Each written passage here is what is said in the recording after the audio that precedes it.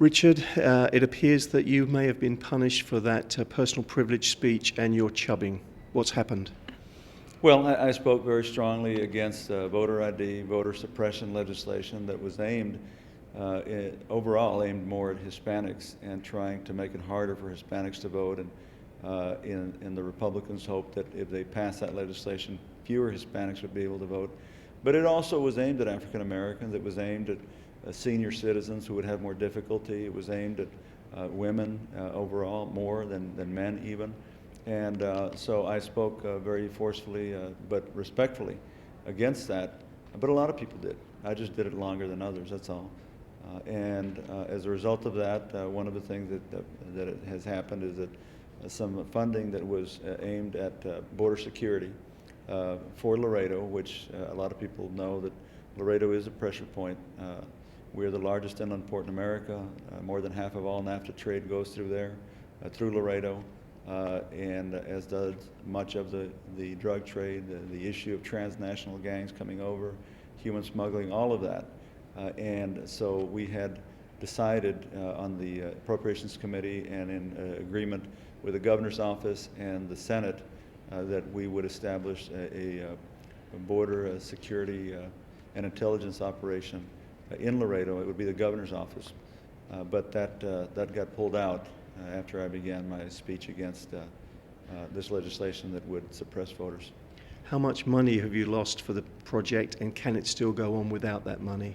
It was $5.5 million that the state would be putting in. And importantly, the city of Laredo is stepping up, and they were going to invest significantly in setting up this operation. The fact is that local law enforcement are the first responders anytime anything is going on with reference to public safety.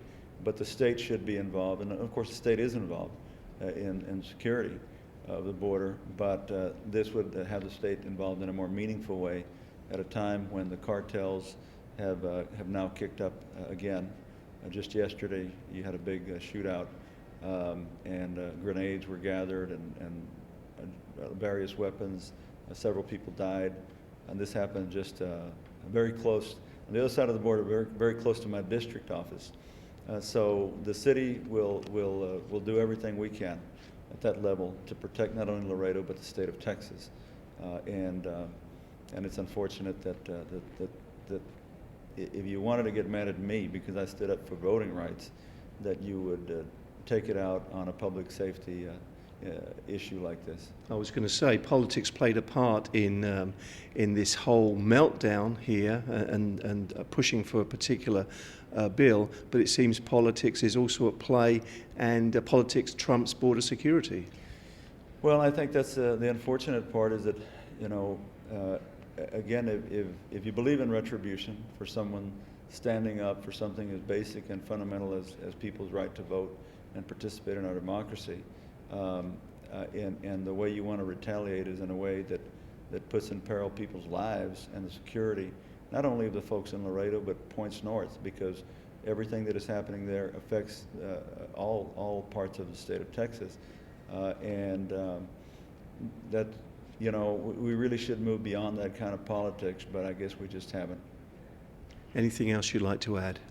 Well, no, just that, you know, I am by nature optimistic, and I do believe that with every passing year, people in the state will put up less and less with these kind of tactics.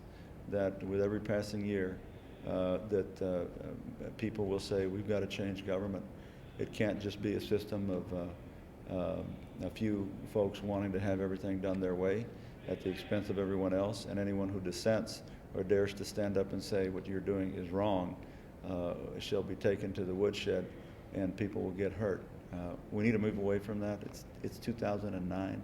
This ought to be a new century. It ought to be a new era, and I think we will move in that direction. But there's still some of those. Unfortunately, some of those tactics are still with us. But we'll fight past them.